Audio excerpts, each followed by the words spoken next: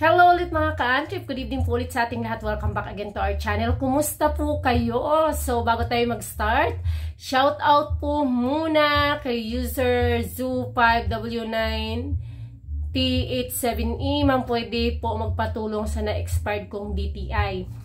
Okay, so pag-uusapan natin yan sa separate video. Na yan lang ating pag-uusapan dahil problema po yan. And the next shout out to Una Motorcycle Parts and Accessories sa Tanagan, Calatagan, Batangas. Alright, abangan mo sir ha yung ating video tungkol dyan sa yung problema sa na-expired mong DTI. Okay, so meron ako i-share sa inyo mga ka-antrep na feeling ko ito na yung nakakadismayang stage ng aking buhay sa paglo-loan. Alright, so story time way back 2015, nag-loan ako sa DTI, 500,000. 2000, sumabay noon, months lang, difference, 16. Nag-loan ako sa BDO, and then, pagka 2019, nag-loan ulit ako sa BDO ulit. And then, pagka 2024, ayun, nag-loan ulit ako sa BDO. Kailan ganito yung pangyayari? Medyo sobrang nadismaya talaga ako to the point na dumating ako doon sa nagtampo ako. Napaka-feeling. Hindi po ako nagtampo sa kumpanya. Nagtampo ako, may konti akong tampo doon sa nag-assist sa akin sa for how many years na kumbaga magkasama kami. Nung nag-start kasi ako mag-loan is na-assist niya na ako. Pero ano pa yun siya nun? At that time, parang proby pa ba ang tawag nun? Hanggang sa ngayon is may position na siya. So, that time po kasi, yung talagang nag-assist sa akin, kumbaga, direct siya. Directan siya madalian since supervisor mismo yung nag-assist. So, wala masyadong, pinirmahan ko lang application form, tapos syempre may mga documents na rin naman doon, yung mga business permits. Tapos, siya na mismo ang tumatawag sa main ng aking pinaglulunan. So, ang ginagawa ko ay naghihintay lang ako ng update. Wala masyadong ganap sa part ko. At ang kagandahan nun, pag tinawag ni sir, ni supervisor nga, yung mga bagay-bagay na yon, dinadirect niya na yung yung sa halip na pa ako siguro yung parang feeling ko yung ECCI or i-confirm pa ako yung mga bagay-bagay. Si sir supervisor na yung gumagawa nun. Kaya pag halimbawa umaga, like the last one, 11, before 11 yun na naitawag niya na, before nag-close ang bank, pumasok na sa account ko ang aking niloan na 500,000. But this time, hindi ko lang po sure kung ano bang ako ba mismo talaga ang sobrang may pagkakamali dito. Ganito po kasi ang nangyari. Syempre po, nung first 2 loans ko, wala naman masyadong akong ambag sa part ko na mga ginagawa since si supervisor nga mismo ang nag-direct na nag-aasikaso. So ngayon po, wala na dyan si supervisor kasi nalipat na ng branch, so na-turn over ang aking application doon na sa iba. Pero hindi pa yata siya supervisor. So siya nag-aasikaso. Ngayon ang nangyari, unang feedback ng BDO main, nag-email sa akin na na-deny nga ang aking personal loan application dahil sa discrepancy or dahil sa maling address. Unang address is yung address ko pang ginamit way back nung unang loan pa 2015. Anong taon na ngayon? Nag-change na kami ng address. So, in-update niya ako, chinek niya sa akin, pumunta ako ng branch. So, inayos niya na, sinubmit daw. Pangalawa, nung inayos niya na, so, pangalawang email na naman sa akin ng main is, na-deny ulit ako kasi nga dahil doon sa address. So, nag-message ako sa kanya. Nag-PM ako. Nasabi ko, ma'am, hindi pa rin pala updated yung aking address dyan sa inyong system. 2 times yun na akong pinapirma nung change of address para ma-update yung system na yan. But the last time pala, yung second na pagpapunta niya sa akin na i-request na i-change yung address, since nga yung aming address dito ay malayo at hindi out of coverage yung service area nung mag-deliver ng card, ng credit card. Kasi parang combo siya, yung personal loan with credit card, yun siya nakasama. So, hindi mai-deliver dito. Kaya pala, in-inform naman niya ako na, ma'am, ang gamitin na lang na ating address na para ma-deliveran daw nung credit card na mas mabilis is yung sa city mismo. So, okay naman ako. But the problem is, hindi niya in-inform, hindi niya sinabi sa akin na, ma'am, tatawag po ito ang main po ha, mag-verify po nung address na inano natin, na in-update, na binago nating address. So, kapag tumawag po ma'am, ang main para sa confirmation ng address. Ito na po yung sasabihin nyo. Itong bagong address na ni-request ko na reachable kaagad para sa pag-deliver ng mail, yung mail nakasobre kasi yun, nandoon ang credit card. So sana, alam ko 'di ba ang gagawin na pag tumawag yung main office ng loan department is yun ang sasabihin ko na yes, we are here in the Puerto Princesa City, ganon.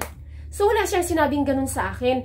Nung first 2 loans ko, walang ganon, walang nangyaring confirmation na maghihintay ako ng ilang araw para sa tawag ng main para i-confirm na your address po ba is ganito, your business address, your home address po ba is like this, dito po ba, ang iyo po bang email address is ganito. Walang ganon doon sa first 2 loans ko. Kaya nagulat ako na tumawag sa akin ang main, at nung tumawag sa akin na kinonfirm ang address ko, normal, dahil wala akong idea na yun dapat na sabihin ko na yung ni-request niya palang address is para sa kung tatawag at mag-confirm ng address. So normal, ang sinagot ko, dito, yung nasa business permit, na nandito yung exact address talaga. So, kinonfirm na pati so okay ma'am, ganon, your email address is like this. Natapos ang usapan. That was Friday ng hapon. Pagka Sabado, nagkataon na pumunta kami ng city, at yun nga, in-inform ako na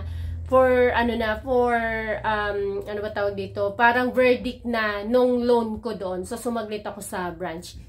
At yun nga, sinabi sa akin na, ma'am, sabi ba naman, ma'am, bakit naman po bakit naman po ang ibang address yung sinabi nyo doon sa nag-confirm? Nag-email po sa akin na na-deny po yung inyong loan application dahil po sa iba po yung kinonfirm yung address. Sabi niya, di ba po ni-request ko na yun? Ni-request ko na, ginawan ko na ng paraan na dito na sa city ang magiging address mo para reachable siya at ma-deliver na yung email, yung mail kasama ng credit card. Sabi ko, ayun na po ba yun ma'am? Akala ko doon yun sa doon pa yun sa unang address. Kasi wala talaga akong idea na yun na pala yun supposedly, yun ang sasabihin ko na ang address. Kasi ang pagkakamali lang doon, talaga, hindi siya naging open, hindi niya ako sinabihan na, ma'am, tatawag po ito for confirmation. Usually naman ganun po, di ba? Di ba ganun? Pag mag-CCI, di ba nagsasabi yung mga nag-a-assist sa atin na, tatawag po si ganito ganun para sa CI po ha, ganito po yung anuhin nyo. Kung talagang i-assist ka niya at gusto niyang ma-approve yung loan nyo, kasi nakapag-loan ako sa DTI, ganun na sinabihan ako na tatawag po nito ang main, yun Manila din yun na may mga itatanong sa inyo, so ganito po, isabihin nyo lang ganito, and then yung exactong, basta kumbaga briefing, ayun, exact word nun. Hindi niya ako binriefing na may ganun, kasi yung first loans ko, walang ganun, walang confirm, walang tawag-tawag yung main, kasi nga yung CVSOR. So, ang hinihingi ko sana, dapat, binrief niya ako na ganun yung mangyayari, kasi alam naman niya na talagang kapag may maglo-loan na i-confirm, tatawag ang main, di ba? At sasabihin mo yung address mo. Since binago namin, na-request namin na baguhin yung address doon sa reachable place, area, sa city, dapat binread niya ako. Yun talaga yung missing thing doon sa pagitan namin. So medyo nasaktan ako, tapos sabi niya, wala na po akong magagawa ma'am kasi ginawa ko na po yung part ko, yung part namin, kaya lang ikaw na po mismo ang confirm ng address na ibang address. Hindi ako nakapagsalita. Nainis ako, na-upset talaga ako. Kasi, yun nga, hindi niya ako binriefing. So, pumasok na lang sa isip ko, sino ba ako, diba? Sino ba ako na mag-complain pa? Alam naman natin na mga ganong klaseng mga tao, mga nasa ganong klaseng estado is, hindi naman talaga sila maglalaan ng effort siguro sa atin na mga baguhan or yung mga kumbaga no name in that kind of pero in that kind of industry or world ganon. Pero I think din sa tao mismo, kasi bakit yung CVSOR napaka niya sa akin, attentive. First 2 loans ko, yung first loan ko actually hindi ko talaga na-request yun, in-offer. Tapos, sila talaga yung ng way. This time, nung pang third, ako talaga naghanap. Kasi nga, meron nga akong spot na nakikita na pa-expand ng business. So, kinailangan ko. So, hindi naman siya do or die talaga, kaya parang okay lang sa akin. Pero, hindi siya okay in the sense na, imagine na deny ako 3 times because of the address, because of the paiba-iba yung nagulo na daw, sabi pa sa akin, nagulo na yung address dahil iba yung kinonfirm nyo po. Pero wala kasi siyang briefing. So, pa-comment nyo po kung soul ba ako na may kasalanan? O sa tingin ko talaga, mayroon din siyang pagkakamali. The missing is the briefing na dapat in-inform niya ako na tatawag. Kasi yung first 2 loans ko, wala nga po eh. Tsaka alam naman niya na talagang tumatawag pala talaga, di ba, ang main para sa mga i-confirm na mga bagay-bagay. Yun yung hindi nangyari. So, ang ginawa ko, dahil nga na-upset ako masyado, pumunta ako ng BPI. Okay. So, nagkaroon ako ng nung pagkatapos nun, ang naging ko, matiulo ko sa uban. Ang naging tumatakbo sa isip ko nun, pupunta ako ng BPI at pupunta ako ng DTI. Since sa DTI ay nakapag-loan na ako. Medyo lang sa DTI is medyo matagal. Siyempre gobyerno, 'di ba? Pero I'm not so sure this 2024 kung ganun pa rin katagal kaysa sa doon sa way back 2015. Siguro naman hindi na. At ayun nga, nung pagpunta ko ng BPI, ay kumbaga, parang napakadali pala sa kanilang mag-loan. Wala masyadong kailangan. Na-share ko sa inyo, di ba, yung sa Palawan Credit, ang daming requirements. Sa kanila, FS lang, at saka, ITR. Tapos yun, mga business permit. So, binigyan nga ako ng form. Ayan, sabi is submit ka agad. Tapos, nangyari lang nito, hindi ko siya nasubmit kaagad kasi naman, kamalas-malasan, yung pouch ko ng mga IDs, hindi ko nadala. Kasi yung purpose talaga ng pagka-city namin is pa-check up ng mga bata. So, wala sa plano at nagkataon lang talaga na Friday, pagka-Saturday, ayun, nag-inform sa akin na for final verification ang aking loan application. Kaya, dumaan na lang din ako sa branch. So, pumunta ako doon, ayun, binigyan ako at ito nga yung mga requirements. At nakalagay po dito na na ayan pwede kang mag-loan up to 3 million. So ang kanilang ano ba tawag dito? Ang kanilang interest ay 1.35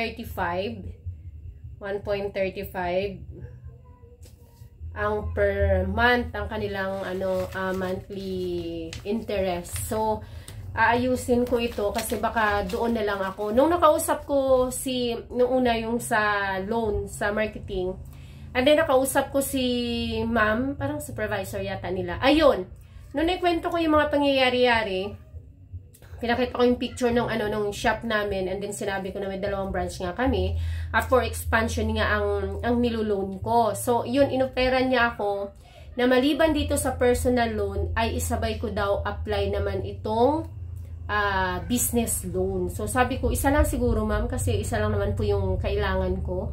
Kasi baka masyadong malaki na yung yung aking maging monthly amortization. Sabi niya, malay mo, in the next week, kakailanganin mo pala. Sayang din yun. Kasi mas mabilis daw ang ang approval sa business loan. Kasi parang sa business permits lang sila tumitingin. Hindi na sole kagaya sa personal loan na ITR at saka FS. So kapag titinanan ng ITR at saka FS, syempre makikita doon, may possibility, ang winori ko doon, sinabi ko rin nga kay ma'am supervisor na, ang winori ko, since maliit lang yung nakadeclare doon sa ating FS, ITR, syempre, diba, kasi sinasubmit yun si DIR, baka hindi ako ma-approve doon sa amount na gusto ko. Syempre, baka maliit lang syempre yung diba, yung mga gross natin doon, yung mga net natin. So, sabi ni ma'am, doon lang kasi nakafocus ang personal loan. Unlike sa business loan na, kumbaga, yung estado mismo ng business mo yung titingnan nila. If you afford like this, like that, so ibig sabihin you can afford the monthly amortization. So, ayan, isasubmit ko, photocopy ng mga IDs na pipirmahan, tapos ITR at saka FS, and then mga business permits, of course, including the DTI and the COR, Certificate of Registration. Diyan papasok kung kaano ka-importante yung ating mga business permit sa loan. And then, sabi ko sa nung umalis na ako doon, ipinasuyo ko na lang sa bookkeeper ko na siya na lang ang mag-submit ng mga documents na yun para ma-process na. And then, sabi ni ma'am is mga 1 to 2 weeks daw yung itatagal nung processing nun. At ayun na nga, ay mayroon itong processing fee na 1,500.